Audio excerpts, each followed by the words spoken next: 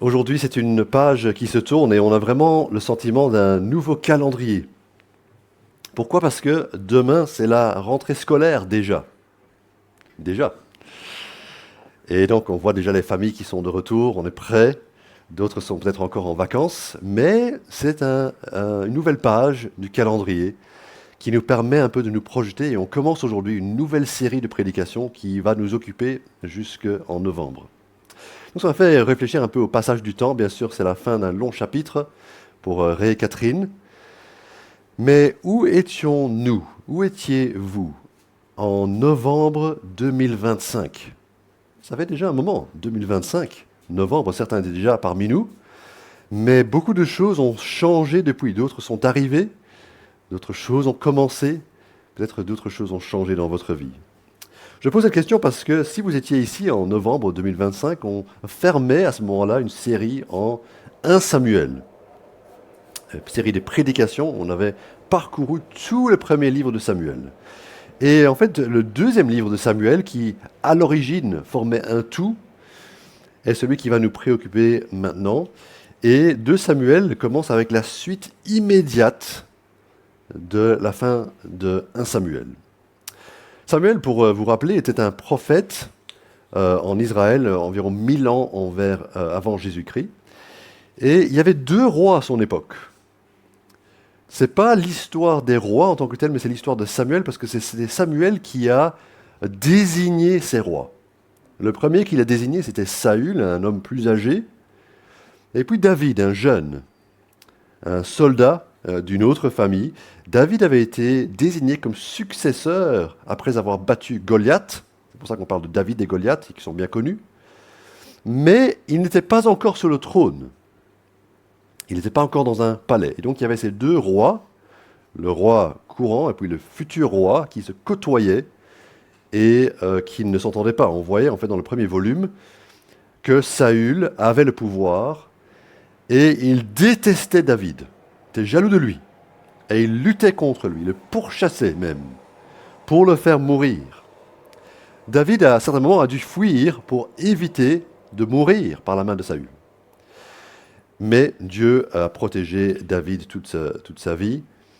Et c'est Saül qui va mourir à la fin, chapitre 31, 1 Samuel 31.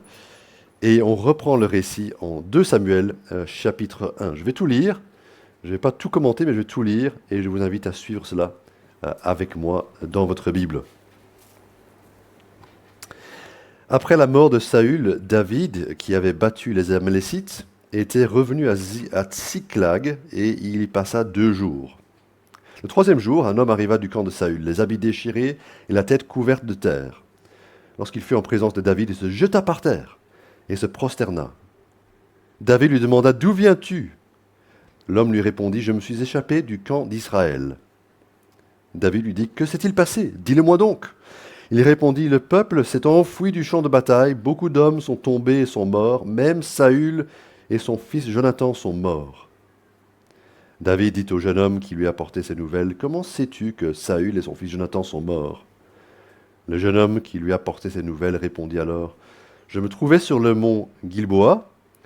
Or, Saül s'appuyait sur sa lance, et les chars et les cavaliers le serraient de près. Il s'est retourné, m'a aperçu et m'a appelé. J'ai dit: Me voici. Il m'a demandé: Qui es-tu? Je lui ai répondu: Je suis Amalécite. Il a dit: Approche-toi donc et donne-moi la mort, car je me sens mal, même si je suis encore plein de vie ou encore vivant. Je me suis approché de lui et lui ai donné la mort, sachant bien qu'il ne survivrait pas à sa défaite. J'ai retiré la couronne qui était sur sa tête et le bracelet qu'il avait au bras, et je te les apporte ici, mon Seigneur.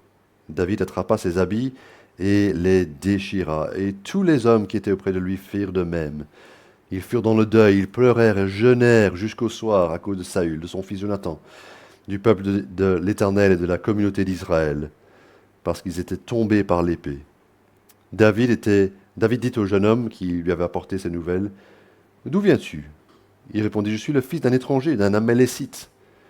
David lui dit: Comment se fait-il que tu n'aies pas eu peur de porter la main contre celui que l'Éternel a désigné par onction et de lui donner la mort? Puis David appela l'un de ses hommes et lui dit, approche-toi et tue-le.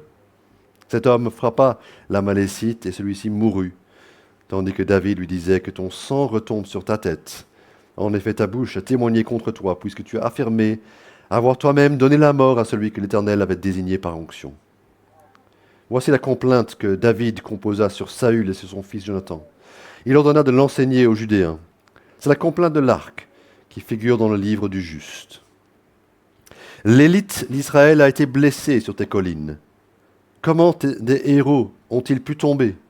Ne l'annoncez pas dans Gath, n'en proclamez pas la nouvelle dans les rues d'Ascalon. Sinon les filles des Philistins se réjouiraient, les filles des incirconcis triompheraient. Mont Gilboa, qu'il n'y ait sur vous ni rosée, ni pluie, ni champ permettant de faire des offrandes. En effet, c'est là qu'a été jeté le bouclier des héros, le bouclier de Saül. Plus jamais on ne le graissera avec de l'huile, devant le sang des blessés, devant la graisse des plus vaillants. L'arc de Jonathan n'a jamais reculé, et l'épée de Saül ne retournait pas vide. Saül et Jonathan, aimés et chéris pendant leur vie, n'ont pas été séparés dans la mort. Ils étaient plus légers que les aigles, ils étaient plus forts que les lions. Filles d'Israël, pleurez sur Saül. Il vous habillait d'un cramoisi magnifique, il mettait des ornements d'or sur vos habits. Comment des héros ont-ils pu tomber au milieu du combat? Comment Jonathan a-t-il pu être blessé sur tes collines? Je suis dans la douleur à cause de toi, Jonathan, mon frère. Tu faisais tout mon plaisir. Ton amour pour moi était merveilleux, supérieur à l'amour des femmes. Comment des héros ont-ils pu tomber? Comment leurs armes ont-elles pu être détruites? Cette série de prédications, on va l'appeler « Conquête et chute ». C'est le nom de la série. Pour toute cette période, tout le livre qu'on va parcourir, conquête et chute. Et ici, on a déjà une conquête. Verset 1, David vient de conquérir les Amalécites. Et puis, verset 27, la chute, les héros sont tombés. Et pas n'importe lequel. Il s'agit de la mort de Saül, la mort du roi. Donc on va essayer de comprendre ce que ça veut dire quand le Messie tombe. C'est le titre de ce message. Quand le Messie tombe. On va parler beaucoup de ce mot Messie, le roi messianique, parce qu'on comprend en fait que Saül, c'est pas n'importe quel roi. C'est pas juste comme le roi des Belges ou le roi d'un autre royaume. Ça va être pertinent pour nous parce qu'on va comprendre que Dieu a désigné Saül comme roi. Il a reçu une onction d'huile qui était le signe qu'il devenait roi, mais c'était surtout le signe que Dieu voulait qu'il soit roi. Et donc c'est une royauté particulière. La mort du Messie. Ça va être pertinent pour nous parce que nous avons aussi un Messie. Notre Messie n'est pas Saül ni David, mais Jésus, le fils de Saül, qui est appelé le Messie ou qui est appelé aussi Christ. C'est le mot grec pour la même chose. Désigné par onction pour être le roi du royaume de Dieu. Donc ce qui est écrit ici n'est pas une allégorie, ce n'est pas une histoire inventée, c'est une vraie histoire, c'est une histoire historique si je peux dire ça comme ça, mais qui nous permet de comprendre la forme d'un roi messianique, l'impact d'un roi messianique. Donc à travers ce livre, je pense qu'on va voir plusieurs fois l'ombre du Messie, le type de Messie, et comment est un roi messianique dans le royaume de Dieu. Si vous avez déjà un concept d'un roi messianique, peut-être que vous pensez immédiatement à un roi conquérant. Et c'est vrai qu'on attend du roi qu'il va lutter, qu'il va conduire des guerres et qu'il va gagner. C'est vrai, tout le monde aime ça, un roi victorieux, un champion. Mais parfois David nous a montré une autre facette du roi messianique, parce que David a été un serviteur, et il a été un roi qui souffre. C'est aussi une partie importante du Messie. Aujourd'hui, nous verrons ce qui se passe quand le Messie meurt, quand le Messie tombe. Et on va voir trois choses. Tout d'abord, tout son peuple souffre. Tout le peuple de Dieu souffre lorsque le Messie meurt. On voit que la mort de Saül n'affecte pas que la famille de Saül et ses proches. En réfléchissant à ça cette semaine, je me suis rendu compte que la mort de certains prend plus de place que la mort des autres. Vous avez remarqué ça? Une actrice meurt, elle est morte cette semaine, panetière, et puis plein d'articles sont écrits sur elle. On ne la connaissait pas avant, maintenant tout le monde la connaît. Ou un couple meurt en Grèce dans un accident d'hélicoptère et on connaît leur nom. Un couple qui est mort peu de temps après leur mariage et puis le pilote, on connaît aussi son nom. En même temps, il n'y a pas si longtemps, 304 morts en Colombie lors du tremblement de terre et on ne sait pas leur nom. Et on n'écrit pas sur leur vie à chacun. Alors chacune de ces personnes a la même valeur. Dieu les a créées, Dieu leur a donné une âme. Ça veut dire que la mort de chaque personne a la même importance. Mais certaines morts ont plus d'impact que d'autres. Quand le roi Saül meurt, tous les hommes étaient dans le deuil, dit au verset 12. Ce jour-là, d'autres sont morts aussi sur le champ de bataille. Même les autres fils de Saül, il n'y avait pas que Jonathan qui est mort ce jour-là. Saül a perdu deux autres fils. Mais on est triste pour le peuple parce que Saül et Jonathan sont tombés. Le chef du peuple et son fils aîné. C'est normal, leur mort a un impact parce que Saül et Jonathan sont admirés, ils sont connus et en plus ils sont chefs de file. Ils sont chefs d'État. Et donc si eux meurent, le peuple dans son entièreté souffre. L'adversaire, les Philistins, prennent le dessus à cause de leur victoire et de la défaite de Saül. Voyez-vous, c'est le principe avec le Messie. Si notre Messie gagne, nous gagnons. Si notre Messie perd, nous perdons. Comment est-ce que nous aurons accès au paradis ? Ce n'est pas en essayant individuellement, chacun et chacune, d'y accéder, en faisant assez de bien ou de bonnes œuvres. Qu'est-ce qui se passe? On peut prendre comme une image un peu loufoque, mais peut-être ça ne marche pas exactement, mais on n'est pas comme des prisonniers dans ces anciennes bandes dessinées ou dans ces anciens films où chacun est en train de creuser un petit trou en espérant qu'il va pouvoir creuser un tunnel pour sortir de prison. Ça ne marche pas comme ça. Mais ce qui se passe, c'est que avec notre chef de file, il force la porte et nous sortons avec lui. C'est lui qui ouvre la porte de sortie et parce qu'il est parvenu à sortir, nous pouvons sortir par la même brèche. C'est ce que Jésus fait en tant que Messie. Il ouvre la porte du paradis pour nous et tous ceux qui sont de son côté ont gagné avec lui. Mais si Jésus était perdant, alors on serait tous perdants aussi. Quand le Messie tombe, tout son peuple souffre. Deuxièmement, quand le Messie tombe, les tueurs sont punissables. Beaucoup de la place est donnée dans ce récit, vous avez remarqué, aux tueurs du roi. Et il faut clarifier qu'en fait, ça ne s'est pas passé comme ça. Saül, en réalité, s'est suicidé. Si vous tournez la page au chapitre précédent, vous pouvez lire cela. C'est le récit qui fait autorité, qui décrit que Saül s'est suicidé parce qu'il ne voulait pas souffrir la main de ses ennemis.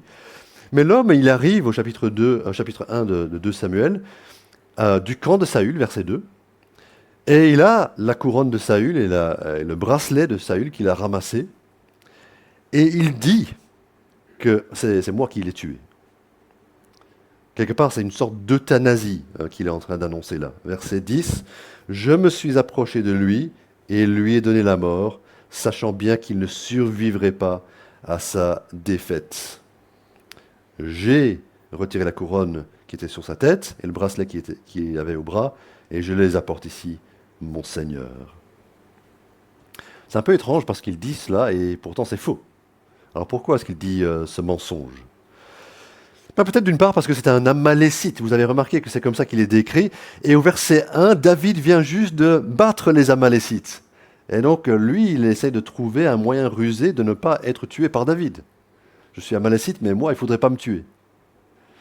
Mais deuxièmement et principalement, il sait que Saül considérait David comme son ennemi, un rival. Donc il pense que s'il peut apporter la couronne de l'un et l'apporter à l'autre, il va recevoir la faveur du nouveau roi. Ton rival est mort. Maintenant, voici ta couronne de roi. Et en fait, il imagine une toute autre réaction de David. Il pense que David va mettre ses vêtements de fête, il va être dans la joie, il va fêter jusqu'au soir avec un grand banquet. Mon ennemi est mort. Mais quelle est la réaction de David?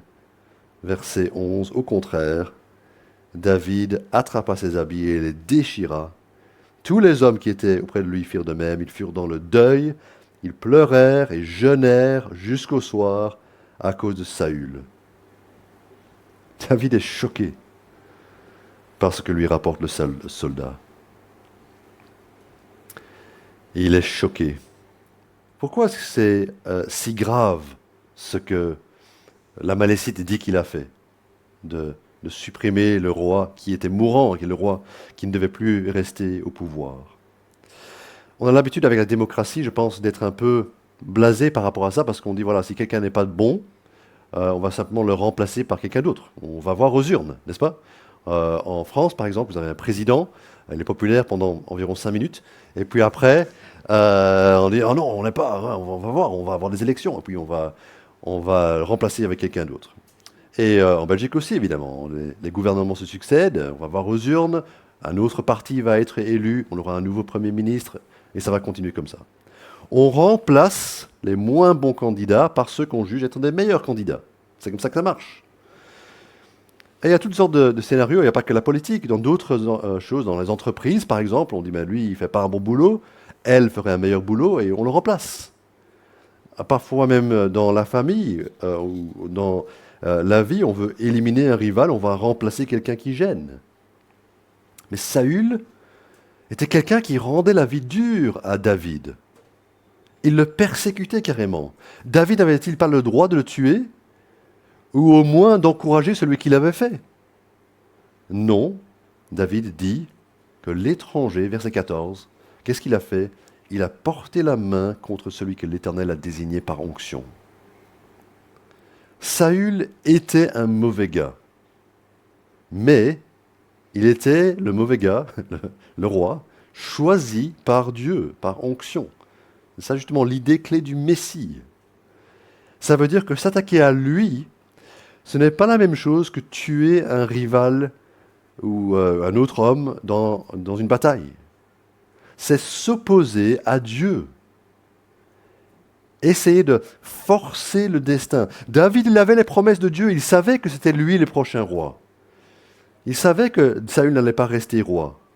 Mais il refuse de saisir les commandes, il refuse de forcer le destin. Il se soumet à la volonté de Dieu et il laisse faire Dieu. Et donc même quand David a eu l'opportunité de tuer Saül lui-même, dans 1 Samuel, il ne l'a pas fait. Il n'a pas voulu atteindre le Messie. En fait, je pense que profondément, David savait que s'opposer au Messie, c'était s'opposer à Dieu.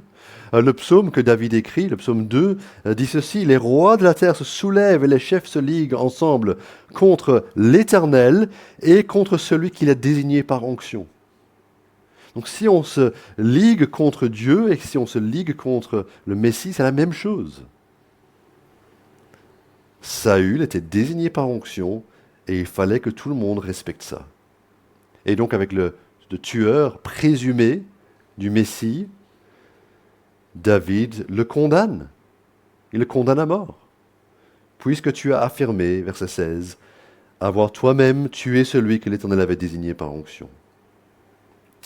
Alors avec ces deux rois, peut-être qu'il y a des questions qui viennent à votre esprit et j'aimerais qu'on puisse vraiment comprendre ce qui se passe dans ce récit parce que c'est un récit spécifique, ce n'est pas exactement la même situation que nous. Peut-être que tu es en train de se dire, mais pourquoi alors est-ce que Dieu a choisi Saül s'il était tellement mauvais? Pourquoi ne pas choisir directement David, qui était un homme d'après le cœur de Dieu? Saül était un mauvais roi parce qu'il était impulsif, il était impatient, il était violent, il était jaloux, mais il était le bon candidat pour ce que Dieu voulait faire. Ça, c'était apprendre une leçon à son peuple. Il voulait que son peuple apprenne ce que c'est d'avoir un roi humain, faillible, pour se rendre compte de la bêtise de demander un roi humain, plutôt que de simplement faire confiance à Dieu, qui était leur vrai roi.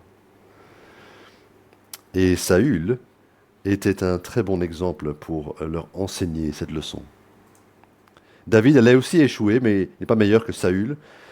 Mais Saül était quelque part une punition pour le peuple. Tout le monde a subi le fait d'avoir eu Saül comme roi, parce que eux avaient demandé un roi. Et ça nous rappelle que parfois, quand Dieu veut nous discipliner, il nous donne ce que nous avons demandé. Je pense à toutes nos sœurs à l'église et les attentes parfois d'un mari. Que vous soyez marié ou pas, vous avez une certaine attente, d'une certaine qualité de mari. Et pourtant, Dieu est le seul qui pourra vraiment vous satisfaire. Son amour, sa fidélité, sa gentillesse, son écoute sont tellement meilleures que celles d'un mari humain que c'est franchement ridicule, la différence qu'il y a. Cherchez auprès de Dieu ce mari. Cherchez auprès de lui cet amour, cette constance. Et vous ne serez pas déçus. Revenons à notre sujet, les tueurs du Messie sont punissables. Jésus aussi, le Messie, notre Messie, est mort. Et ceux qui l'ont tué méritent d'être punis. On pense à comment les rois se sont ligués ensemble, Pilate et Hérode. On pense à comment l'armée romaine s'est liguée contre Jésus et contre Dieu. Et même les Juifs de l'époque ont rejeté leur Messie. Quelque part, nous sommes solidaires avec l'humanité. Nous n'étions pas là, mais nous aurions fait de même. Les hommes et les femmes qui étaient là, qui étaient même des croyants en Dieu, ils ont rejeté Jésus. Ils n'ont pas accepté son autorité sur eux. La question est donc, si les personnes qui rejettent le Messie méritent de mourir, comment allons-nous être épargnés? Comment pouvons-nous échapper au fait que nous, notre humanité, a tué le Messie que Dieu nous a envoyé?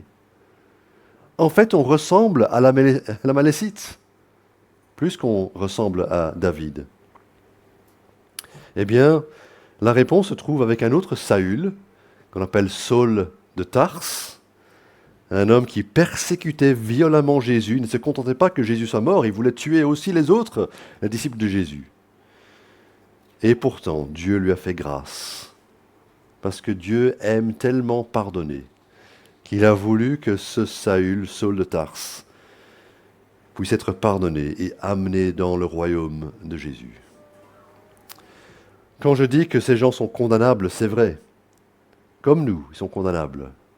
Mais ce qui est vrai aussi, c'est que Dieu peut récupérer n'importe qui, même ceux qui sont en opposition et qui l'ont pourchassé et qui ont voulu sa mort. Parce que Dieu est bon. Et parfois, il faut voir quelque chose d'horrible. Quelqu'un d'horrible qui devient chrétien pour se rendre compte de la grandeur de la grâce de Dieu. Ah, même lui, il peut être pardonné. Ben oui, parce que Dieu est comme ça. Dieu est un Dieu de grâce. Le chapitre avance et on voit un troisième effet, dernier effet de la mort du Messie.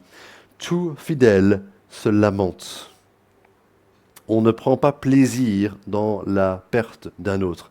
Et ici, c'est un principe un peu plus général que simplement celle de Saül, le Messie, mais c'est que nous ne devons pas prendre plaisir dans la chute d'un autre chrétien.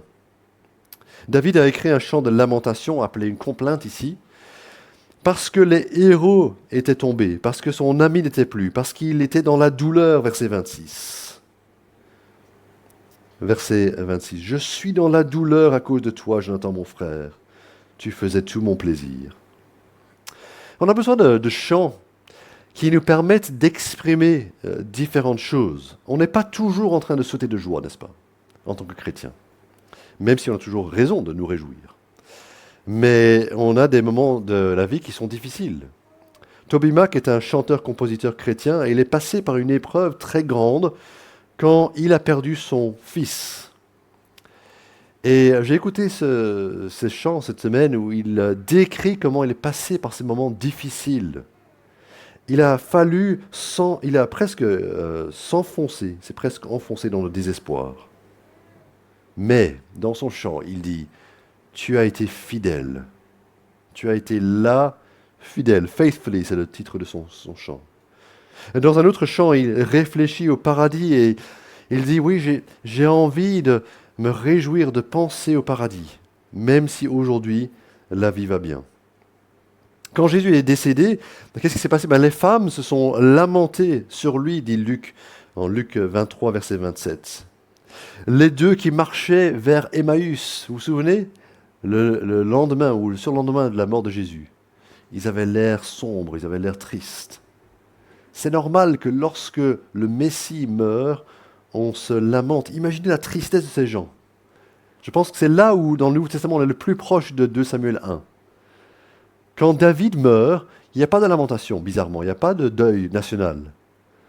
Mais quand Saül meurt, c'est comme après la croix de Jésus, où les disciples se sont dit, qu'est-ce qu'on va faire maintenant? On a tout perdu, parce qu'il n'est plus là avec nous.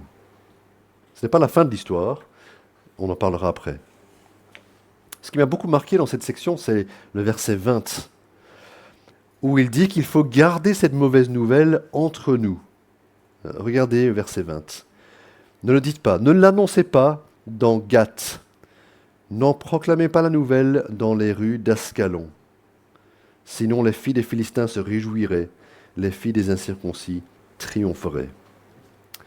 Alors là, il parle des villes des Philistins. D'accord? C'était l'armée des Philistins qui avait gagné sur Saül et qui avait tué Saül et Jonathan, blessé grièvement jusqu'à la mort.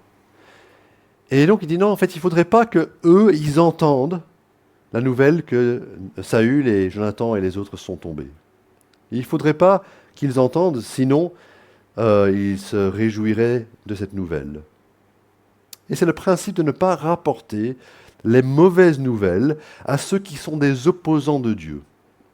Ne pas parler de nos défaites, de ceux qui, dans le royaume de Dieu, chutent et tombent. Récemment, sur Netflix est sorti un documentaire sur la mort de la femme du pasteur.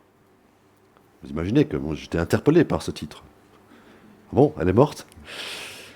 La mort de la femme du pasteur, c'est intéressant. Évidemment, quand on regarde cette série ou ce documentaire, le pasteur est vraiment mauvais. Donc ça fait l'exposé de sa vie. Et bien sûr, les choses doivent être amenées à la lumière. Bien sûr, c'est bien que la justice soit faite. Je peux regarder ce documentaire et être averti pour ne pas être ce type de pasteur moi-même. Mais ce qu'on voudrait circuler, si on avait le choix sur Netflix ou sur les autres plateformes, ce qu'on voudrait circuler, ce n'est pas les mauvais exemples de mauvais pasteurs. C'est les bons exemples. On ne voudrait pas rapporter les histoires scandaleuses et tristes d'hommes qui ont été hypocrites ou d'hommes qui ont trompé leurs femmes ou d'hommes qui ont été manipulateurs. On voudrait circuler les histoires d'hommes et de femmes qui ont été fidèles à Dieu et qui ont été fidèles à leur couple et qui ont servi Dieu de manière louable. Parlons de ce qui est noble et bon et vrai. Et ne promulguons pas les mauvaises nouvelles afin que le monde ne se réjouisse pas en disant « Ah, regardez les chrétiens, ils sont nuls ». Je conclus maintenant. J'espère que vous avez saisi à quel point c'était une triste nouvelle, la mort du Messie. David a refusé de se réjouir, même si ça allait lui faire du bien, ça allait lui rendre la vie plus simple. Il a reconnu que c'était le Messie qui venait de mourir. Pour nous, bien sûr, notre Messie n'est pas Saül et il n'est pas resté mort. Et donc, lorsque nous regardons cela et nous pensons à quelques jours entre la mort de Jésus et sa résurrection, on peut comprendre leur tristesse. Mais on ne peut pas rester dedans. Parce que notre Messie, même s'il est mort pour ressusciter ensuite. Et il est victorieux sur la mort. Il a été notre représentant, mais maintenant il est sorti du tombeau. Il a vaincu la mort et il est notre sauveur vivant aujourd'hui. La tragédie aurait été qu'il reste au tombeau. Et l'autre tragédie aurait été d'oublier qu'il est vivant, qu'il est ressuscité. Parce que quand le Messie ressuscite, c'est tout le contraire que quand le Messie meurt. Son peuple maintenant se repose sur la victoire de Jésus. Son peuple est en sécurité. Les ennemis peuvent être pardonnés, même ceux qui ont amené la mort du Messie. Et quand le Messie ressuscite, tout fidèle se réjouit. Et donc oui, il y a des moments de tristesse dans notre vie, mais en tant que chrétiens, relevons nos têtes. Celui qui s'est présenté comme notre Messie, ce n'est pas Saül, ce n'est pas David, c'est Jésus. Et il est vraiment capable de nous sauver. Ce qu'il promet de faire, il l'accomplira. Il mérite toute notre confiance. Il mérite toute notre loyauté. Il mérite tout notre engagement. Parce que c'est lui qui nous apportera la joie et le pardon et la vie éternelle. Amen. Prions ensemble. Oui, notre Père, nous voulons nous réjouir parce que notre Messie est vivant. Il est passé par la mort à la croix, mais aujourd'hui il est vivant. Il est à ta droite.